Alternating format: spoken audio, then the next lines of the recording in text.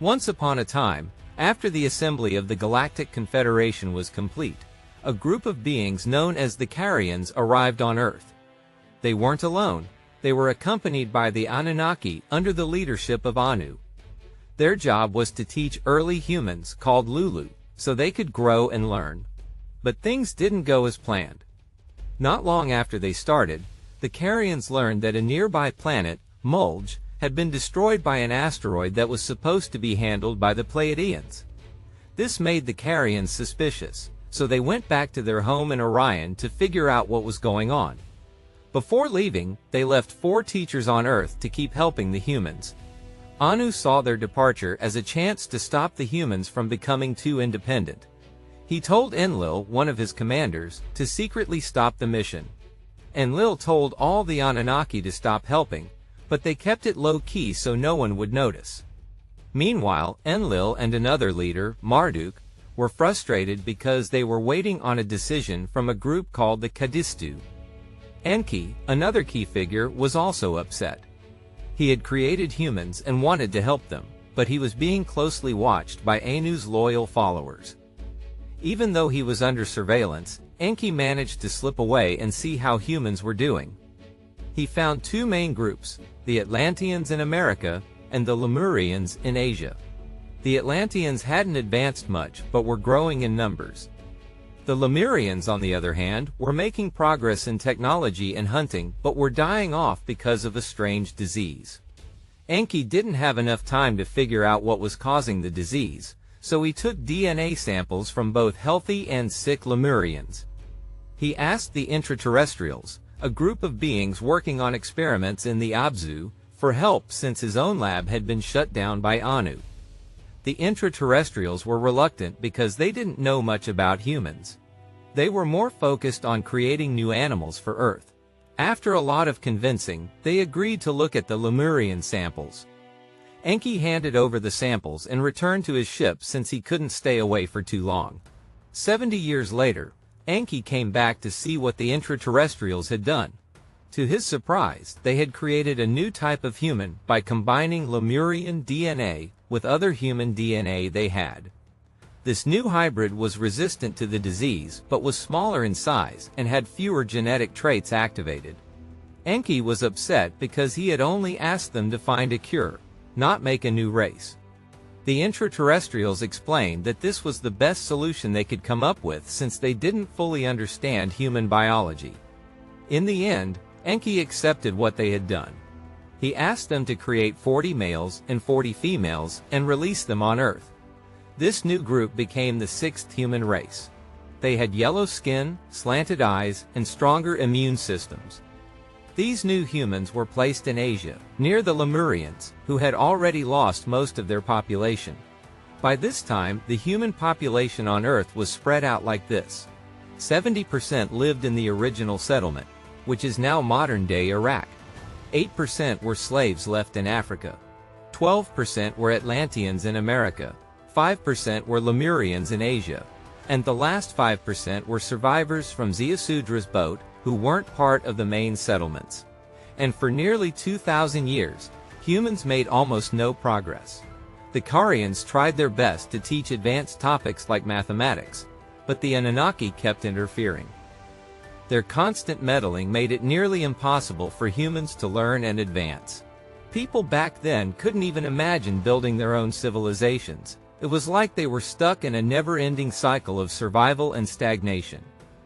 Finally, after 1,800 long years, the Galactic Confederation decided it was time to revisit humanity's future. They held a massive meeting with the Kadistu, a wise and powerful group from the 5th dimension. This important gathering took place in the Pleiades, a special location where the Confederation discussed major decisions affecting the galaxy.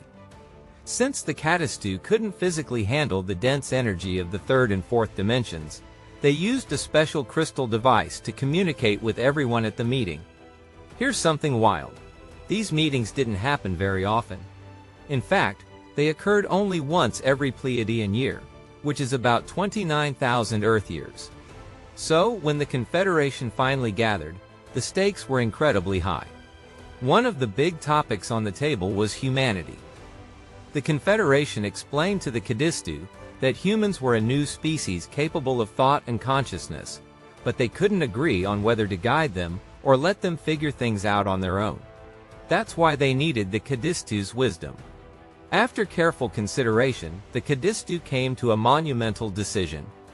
They declared that humans had the right to make their own choices, for better or worse. Whether humanity succeeded or failed would depend entirely on their own actions. To ensure fairness, the Kadistu established a new rule. No other species could interfere with human free will. The only exception would be if humans endangered the planet itself. Otherwise, outsiders had to respect humanity's independence. This decision was like a dream come true for the Draconians. They saw humans as easy to manipulate and couldn't wait to take advantage of the new rules. But the Pleiadeans and Carians weren't as thrilled. They believed humans were too inexperienced and had been manipulated too much already to make good decisions. Still, they had no choice but to accept the Kadistu's ruling. The Draconians wasted no time.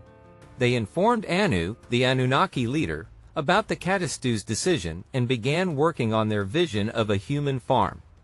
Their goal was to control humans as a resource. Meanwhile, the Carians saw this as a chance to do some good. They sent 150 of their people to Earth to teach humans basic skills and knowledge, allowing humanity to decide whether or not to learn. Thanks to the new rules, the Anunnaki couldn't interfere with this effort anymore. At the same time, the Arcturians, who had been observing from a distance, decided to get involved. They sent 20 emissaries to Earth to study humans up close. When they arrived, they were amazed by humanity's emotional depth and energy. But not all Arcturians had pure intentions. Some became too attracted to human energy, and even started feeding on human blood, especially from abandoned groups in Africa. Their actions revealed a darker side, as they preyed on the youngest and most vulnerable. The Pleiadeans, on the other hand, had their own plans. They secretly developed a strategy to drive the Anunnaki off Earth, but decided to hold off for the time being. They wanted to see how events unfolded before making their move.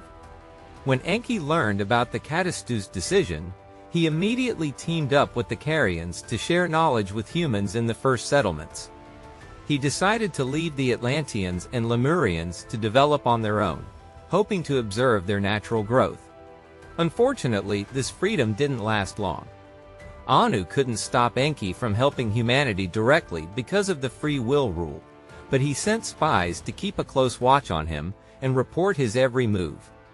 Despite all these challenges, Enki's dedication and the Carians' teachings led to a remarkable breakthrough for humanity.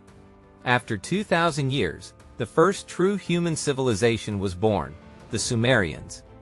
This marked a turning point in human history. The Sumerians were incredibly advanced for their time. They mastered technology, learned vast amounts of knowledge, and created a society unlike anything the world had seen before. But even with all these achievements, they still lived in fear of their gods. Sacrifices and rituals were a constant part of their lives, as they sought to appease the deities they believed controlled their fate. As this groundbreaking civilization flourished, powerful figures like Enlil and Marduk patiently waited in the shadows, each plotting their next move. They were determined to seize control of Earth when the moment was right.